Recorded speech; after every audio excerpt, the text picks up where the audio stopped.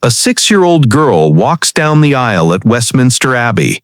Her husband-to-be is 29 years old. He's the King of England. She can barely reach his elbow. This isn't fiction. This happened. And what comes next will shock you. They deleted this story from your history books. Why? Because it exposes the dark truth about royal power and what medieval kings did to children. But here's the twist. This 6-year-old didn't just survive. She outsmarted kings, survived a coup, and became one of the most dangerous women in Europe, all before turning 20. Quick favor, comment your current time below. Trust me, there's a reason. I want to see how this buried story spreads across time zones, because what happened to Isabella of Valois 600 years ago is still happening to vulnerable people today. Your engagement literally saves forgotten stories like this one. Ready for the most disturbing royal marriage in history? Let's go. October 31st, 1396, Calais, France. Picture this. You're watching the wedding of the century. The groom is Richard II of England, 29, powerful, recently widowed. The bride? She's playing with dolls yesterday. Today she's Queen of England. Her name is Isabella of Valois. She's 6 years old.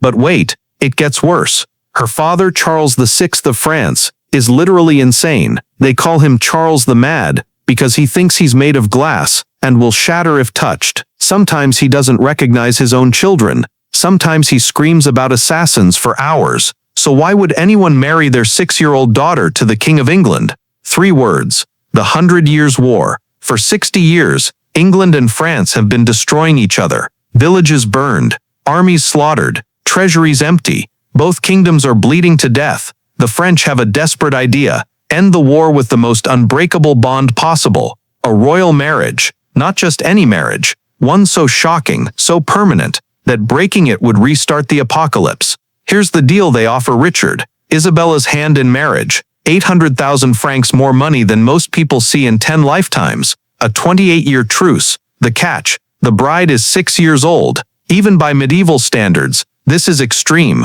Most royal brides are at least 12 or 13. But the French negotiators are clever. They argue that Isabella's youth is actually perfect. She'll be raised English, think English, be English, by the time she's old enough to rule as queen. Richard's advisors are split. Some say take the money and run. Others call it barbaric. But Richard surprises everyone. When he sees Isabella's portrait, witnesses say his expression softens.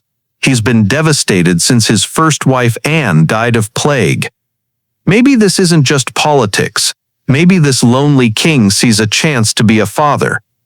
The negotiations take months. Every detail of Isabella's life gets written into legal documents. She keeps her French servants. She can write to her family. The marriage won't be consummated until she's physically mature. Meanwhile, 6-year-old Isabella plays with her toys in Paris, completely unaware that her entire life is being decided by men in council chambers. November 1396, Isabella arrives in England. Imagine being 6 years old speaking only French, and suddenly you're Queen of England. Your husband is literally 5 times your age. You're living in a castle with stone walls 10 feet thick. Everyone bows when you walk by. But here's what's incredible.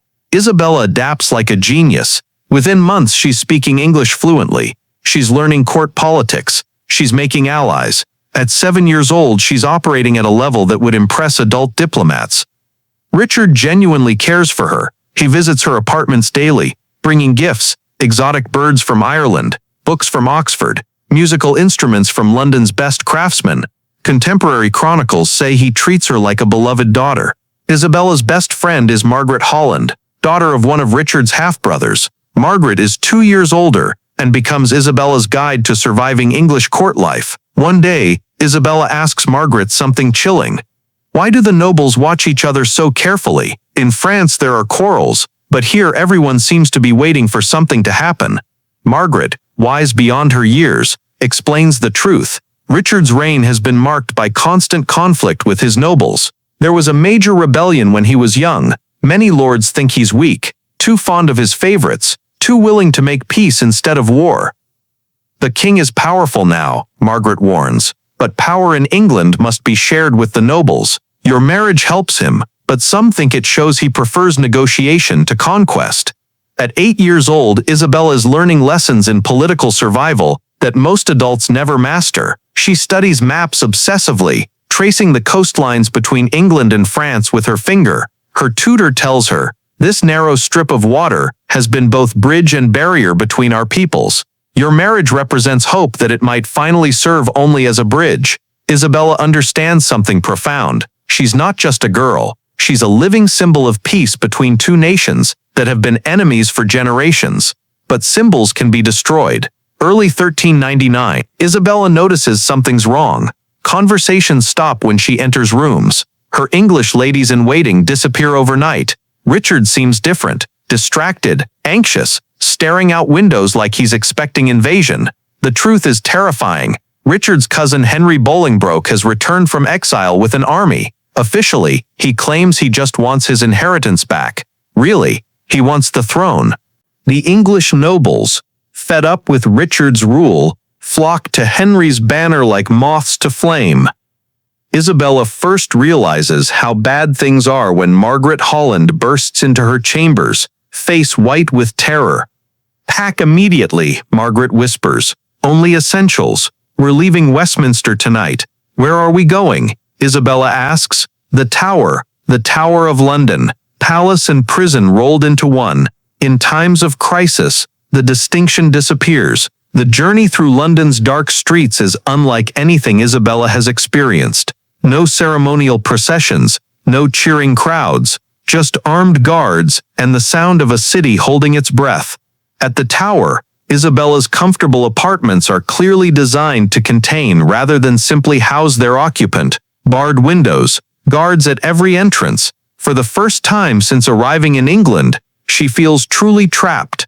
When Richard visits her, the change is shocking. The confident king she knew is gone, replaced by a man who looks like he's aged 10 years in 10 days. His clothes are wrinkled, his hair uncombed, his eyes wild with something that reminds Isabella of her father's madness. "My dear child," he says, kneeling before her as he did at their first meeting, "I'm afraid our circumstances have become difficult." Isabella, now 9 and far more sophisticated than when she arrived, asks directly, "Are you still king?" Richard's smile is bitter. "For now, but Henry has many supporters, and I may not be able to protect you as I once could." For the first time, Richard speaks to Isabella not as a child to be sheltered, but as a political equal who needs to understand reality. "What will happen to me?" Isabella asks with composure that would be remarkable in an adult. "I don't know," Richard admits, and Isabella can see this uncertainty torments him. This is Isabella's first brutal lesson in medieval politics. Her value as a person is secondary to her value as a diplomatic asset. October 1399. Heavy footsteps approach Isabella's tower chambers. The man who enters changes everything. Tall, imposing, with a soldier's bearing and a politician's calculating eyes. This is Henry Bolingbroke, now Henry IV of England. Isabella rises and curtsies deeply. Henry studies her, taking in her poise and obvious intelligence. "Your Grace," he says, still using her royal title, "I regret discussing your future under such conditions." "What has become of the king?" Isabella asks, meaning Richard. "Richard of Bordeaux is no longer king," Henry replies, using Richard's birth name instead of his royal title. "He has abdicated in favor of my claim." Isabella knows abdicated means was forced to give up the crown, but she doesn't challenge the euphemism. "What becomes of me? That depends on many factors. Your father's response, my counselor's advice, and most importantly, your own conduct." With those words, 9-year-old Isabel begins the most dangerous period of her life. She's no longer a protected child queen. She's a political prisoner, whose value might be weighed against the cost of war or peace. Isabella plays the game with remarkable skill. She's unfailingly polite to her captors, while maintaining royal dignity. She refuses to be treated as anything less than the queen she legally remains. But then comes devastating news. Richard is dead. Officially, he died in captivity at Pontefract Castle. Unofficially, everyone knows he was murdered. The news hits Isabella harder than expected. She never loved Richard as a wife. How could she? But he had been kind, protective, the closest thing to a father she'd known since leaving France. More ominously, Richard's murder carries a clear message. If Henry will kill an anointed king, what would stop him from disposing of a French princess who's outlived her usefulness? In early 1400, Isabella receives an ultimatum: return to France, but only if she formally acknowledges Henry as England's rightful king and renounces any claims to the English throne as Richard's widow. The choice is stark: accept exile and admit her 3 years as Queen of England meant nothing, or refuse and risk indefinite imprisonment. The decision gets made for her when her father demands her immediate return. Faced with potential war with France, Henry's government quickly agrees to let Isabella go.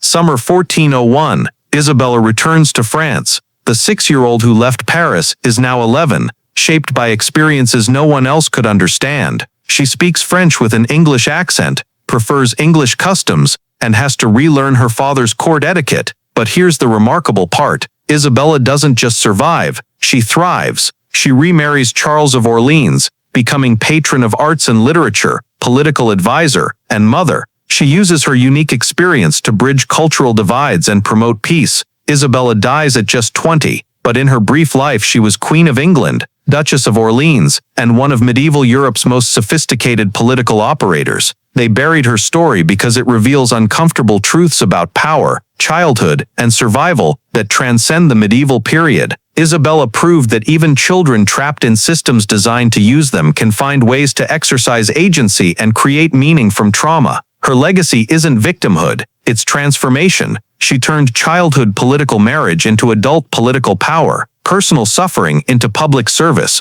royal isolation into cultural bridge building. Standing in medieval castle ruins today, we can still feel the echo of lives like Isabella's, people who refused to be merely victims of circumstance. Her story reminds us that history isn't just about armies and kingdoms, but about individual human beings who lived through impossible situations and shaped them through their choices. Isabella of Valois chose to be more than a victim. In doing so, she created a legacy that transcends her era and speaks to anyone who's ever felt powerless in systems bigger than themselves. Hit that like button if this story moved you, subscribe for more buried histories, and seriously, drop that timestamp in the comments. Seeing our global community uncover these forgotten stories together is what makes this work worthwhile. Until next time, keep questioning what you think you know about the past.